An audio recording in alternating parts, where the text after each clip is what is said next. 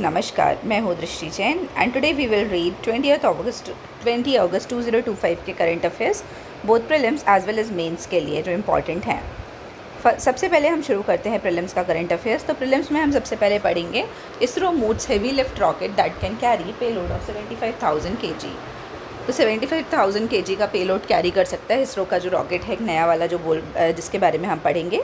तो उसकी payload capacity होगी 75,000 kg। और ये कंपैरिजन हम इससे कैसे कर रहे हैं, फर्स्ट इंडिजीनियस SLV-3 इन 1980, और वो उस टाइम कितना कैरी कर पाता था, सिर्फ 35 kg। स्ट्रक्चर की बात करें तो इसका हाइट है equivalent to a 40 storey building. Associated missions, तो Gaganyaan first manned mission soon to be launched. भारतीय अंतरिक्ष स्टेशन जो इंडियन स्पेस स्टेशन हम लॉन्च करने वाले हैं, उसका टारगेट 2035 का, with initial module starting from 2027।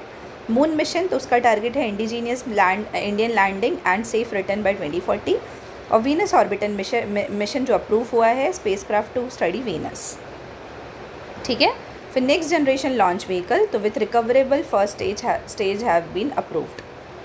की फैक्ट्स की बात की जाए तो इसरो जो फाउंड हुआ था 1969 में, हेडक्वार्टर जिसका है बेंगलुरु कर्नाटका में।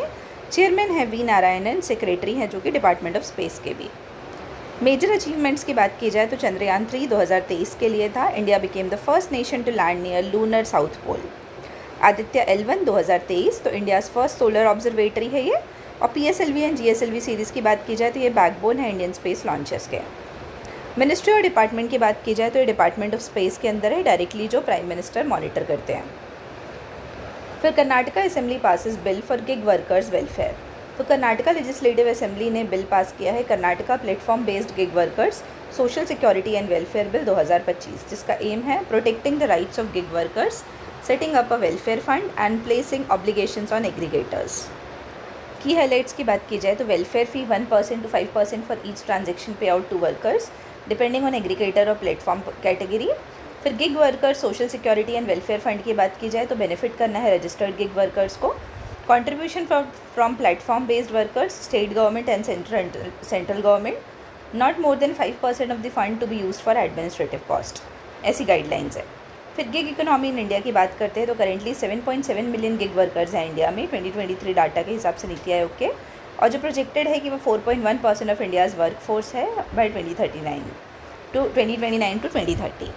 करेंट सिनेरियो के हिसाब से देखा जाए तो अराउंड कर्नाटका की बात की जाए तो 4 लाख गिग वर्कर्स है कर्नाटका अकेले में, और 10,500 वर्कर्स रजिस्टर्ड है बस। Many workers earn around 1800 per day by working 16 hours. तो 16 घंटे काम करके 18 आवर पर डे वो लेते हैं, कमाते हैं। फ्यूचर प्रोजेक्शंस के हिसाब से नीति आयोग ने एस्टिमेट किया है कि 23.5 मिलियन गिग वर्कर्स हो जाएंगे इंडिया में बाय 2029 to 30। नेक्स्ट इज, ये कल हमने पढ़ा था ये वाला news, amoeba causing PAM detected in well water in Kozhikode.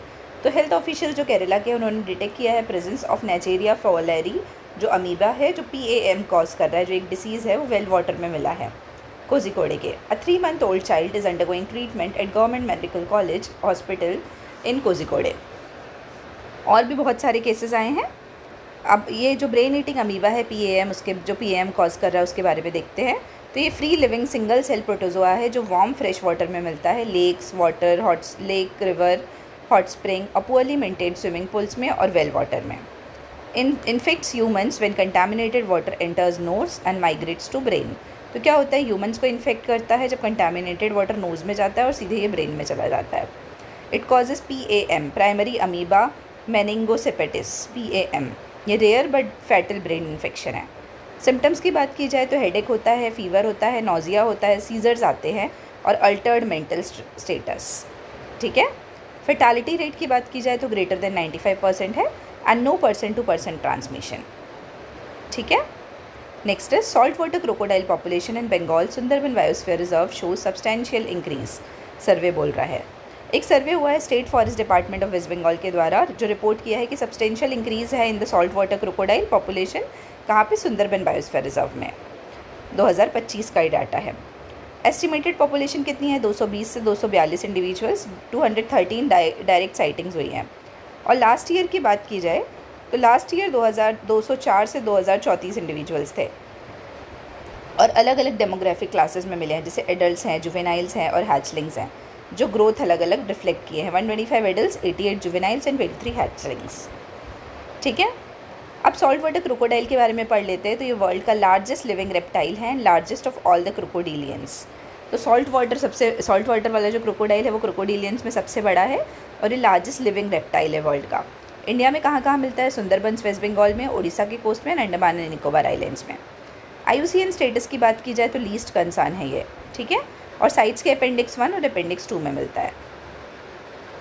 फिर उसके बाद आते हैं हम कंजर्वेशन इन इंडिया। तो प्रोजेक्ट क्रोकोडाइल है जो 1975 से 76 के बीच का है, जिसने कंजर्वेशन ऑफ सॉल्ट वाटर, घड़ियाल और मगर क्रोकोडाइल पे फोकस है। ब्रीडिंग एंड कंजर्वेशन फैसिलिटी की बात की जाए तो भागाभतपुर क्रोकोडाइल प्रोजेक्ट है साउथ 24 परगना वेस्ट बंगाल में। एग्जाम्पल्स की बात की जाए तो उड़ीसा के भीतरकनिका नेशनल पार्क में रिपोर्ट हुआ है stable salt water crocodile population, जो लार्जेस्ट हैबिटेट है इंडिया की। ऑस्ट्रेलिया की बात की जाए तो वहाँ पे वर्ल्ड्स लार्जेस्ट वाइल्ड पॉपुलेशन है ये वाले क्रोकोडाइल की, ठीक है। Next is Bihar's Nimita unfurls tricolour on Mount Elbrus. तो बिहार की निमिता कुमारी है जो डॉटर है त्रिभुवन पांडे और छाया देवी की, and an officer eight Bihar ग्रामीण बैंक। तो बिहार ग्रामीण बैंक में वो असिस्टेंट मैनेजर है। उन्होंने सक्सेसफुली माउंट एल्ब्रुस को स्केल किया है, the highest peak in Europe की हाईएस्ट पीक है माउंट एल्ब्रुस, और अनफर्ल किया है वहाँ पे इंडियन ट्राइकलर, ठीक है। माउंट एल्ब्रुस देखो ये जॉर्जिया के ऊपर है यहाँ पे, ठीक है, यूरोप में। माउंट एल्ब्रुस हाईएस्ट पीक है यूरोप की, जो लोकेटेड है कॉकेसस माउंटेन्स में रशिया में, और हाइट है इसकी 5642 मीटर्स। यहाँ पे एक डॉर्मेंट वॉल्केनो है in southern Russia which shows a part of greater Caucasus range. की फैक्ट्स की बात की जाए तो माउंट एल्ब्रुस पार्ट है 7 समिट चैलेंज का, जो highest peaks of each continent है, और ये रशिया के Kabardino, Balkaria and Karachay Cherkessia regions में लोकेटेड है। Next is Bihar's economy to more than double by 2030 to 31। तो एक रिपोर्ट आई है जिसने हाईलाइट किया है कि बिहार की इकोनॉमी का प्रोजेक्शन है कि वो मोर देन डबल हो जाएगी by 2030-31 and could reach $1 trillion by 2046 to 47। किस चीज़ से मेजरली फोकस्ड है? किस चीज़ पे? इंडस्ट्रियल इन्वेस्टमेंट पे, राइजिंग कंजम्पशन पे एंड फेवरेबल पॉलिसीज़ पे, ठीक है। की हाईलाइट्स की बात की जाए तो करेंट ग्रोथ ट्रेंड्स क्या हैं कि बिहार की economy is expected to grow at an average annual rate of 9.1% 2023 से 2031 के बीच में। Bihar gross state domestic product की बात की जाए 25-26 में तो वो प्रोजेक्टेड है 10.97 lakh crore at current prices. फिर बिहार इकोनॉमी तो ये कंट्रीब्यूट करती है around 3% to India's GDP। Bihar per capita income is approximately ₹58,000, और पॉपुलेशन की बात की जाए तो India is the third most populous state. Bihar है जो India's third most populous state है, ठीक है। फिर next topic is cabinet approves development of greenfield airport at Kota Bundi Rajasthan at an estimated cost of ₹1507 crore. तो कैबिनेट ने ग्रीनफील्ड एयरपोर्ट का क्लियरेंस दिया है कोटा बूंदी राजस्थान में, और उसका कॉस्ट पड़ेगा 1507 करोड़ रुपए। Cabinet committee on economic affairs जो प्राइम मिनिस्टर चेयर करते हैं, उन्होंने अप्रूवल दिया है किस चीज़ के प्रपोजल को? एयरपोर्ट्स अथॉरिटी ऑफ इंडिया के प्रपोजल को for the development of greenfield airport at Kota Bundi. अब लैंड ट्रांसफ़र क्या होगा कि 440 hectares transferred by government of Rajasthan to Airports Authority of India. Facilities कौन कौन सी प्लान है कि टर्मिनल बिल्डिंग 20,000 स्क्वायर मीटर की handling 1000 peak hour passenger, 2 million passengers per annum. Runway की बात की जाए तो रनवे है और एक एप्रॉन है। फिर की फैक्ट्स की बात की जाए तो एयरपोर्ट अथॉरिटी ऑफ इंडिया 1 अप्रैल 1995 को बना था। चेयरमैन है अभी के हिसाब से संजीव कुमार जी, और ये फंक्शन करता है, मैनेज करता है 137 एयरपोर्ट्स को including 24 international, 10 customs, 81 domestics and 23 civil enclaves. Greenfield airport policy की बात की जाए तो ये गवर्न होता है ग्रीनफील्ड एयरपोर्ट पॉलिसी 2008 के एक्ट के द्वारा under ministry of civil aviation. तो ये हुआ हमारा प्रीलिम्स वाला टॉपिक। अब हम आते हैं मेंस के टॉपिक में। मेंस में हम 2 एडिटोरियल करेंगे। First editorial is based on election commission वाला एडिटोरियल। तो first is a test of trust. तो ये वाला भी ना हम काफ़ी बार पढ़ चुके हैं, इसलिए मैं इसको काफ़ी शॉर्ट में बताऊंगी आपको। तो election commission of India is under scrutiny for ensuring free and fair election. तो फ्री एंड फेयर इलेक्शंस होना चाहिए इलेक्शन कमीशन यदि करा रहा है तो, particularly concerning the accuracy and transparency of electoral rolls, क्योंकि इलेक्टोरल रोल्स में सबको डाउट होता है ना, क्योंकि उसका मैनिपुलेशन होता है बहुत ज़्यादा। तो अब इंपॉर्टेंस ऑफ इलेक्टोरल रोल्स की बात करते हैं तो ओवर 960 मिलियन इलेक्टर्स है इंडिया में, जो बनाता है हमको इलेक्टोरल रोल मैनेजमेंट के हिसाब से one of the largest democracy. Supreme Court has underscored that free and fair election form part of the basic structure. तो सुप्रीम कोर्ट ने बोला है कि free and fair election basic structure of the constitution का part है। Transparency mechanism की बात की जाए तो ये जो ECI का प्रिंसिपल है, making draft rolls publicly available for claims and objections. Surveys by Centre for the Study of Developing Societies in 1980 और 2000 में कंसिस्टेंटली पाया गया कि ट्रस्ट लेवल्स ECI के अबव 75 to 80% है। इनोवेटिव प्रैक्टिसेस की बात की जाए तो 2007 की यूपी इलेक्शन में ECI ने इंट्रोड्यूस किया था SAD लिस्ट, जिसमें शिफ्टेड, एब्सेंट और डेड की लिस्ट थी कि मिस रिप्रेजेंटेशन ना हो लोगों का। Lists were handed over to presiding officers for door to door verification, जिससे कि क्रेडिबिलिटी एनहांस हुई थी। फिर नेशनल वोटर्स डे हम सेलिब्रेट करते हैं 2011 से, जो 25 जनवरी को एनुअली सेलिब्रेट किया जाता है, जिस दिन इलेक्शन कमीशन ऑफ इंडिया बना था, और हर साल एक थीम होती है। तो अब जैसे इस बार की 2023 की थीम बोली जाए तो नथिंग लाइक वोटिंग था 2023 की थीम। अपन को थीम याद नहीं करना है, ठीक है।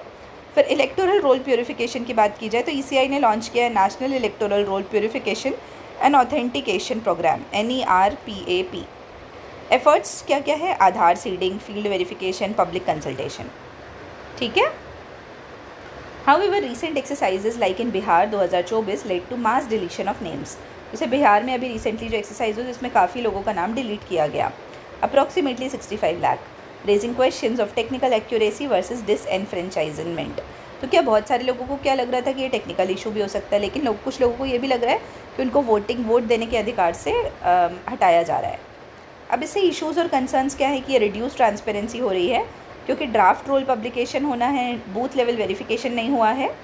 इम्पार्शलिटी और क्रेडिबिलिटी की बात है कि declining transparency threatens public trust.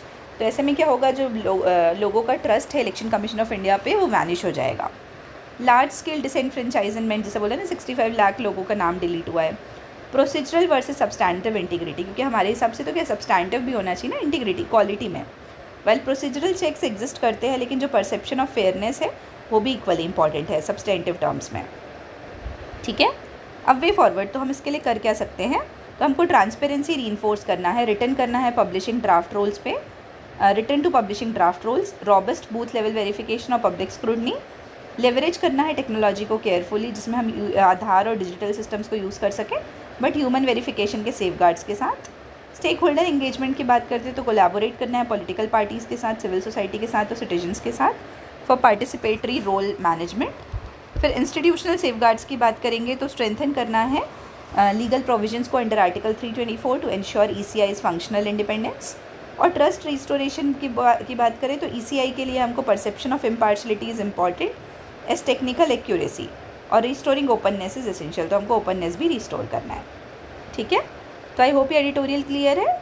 अब हम आते हैं नेक्स्ट में, making India's climate taxonomy framework work.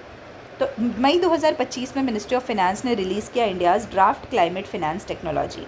क्या रिलीज़ किया? इंडिया का draft climate finance taxonomy for public consultation के लिए।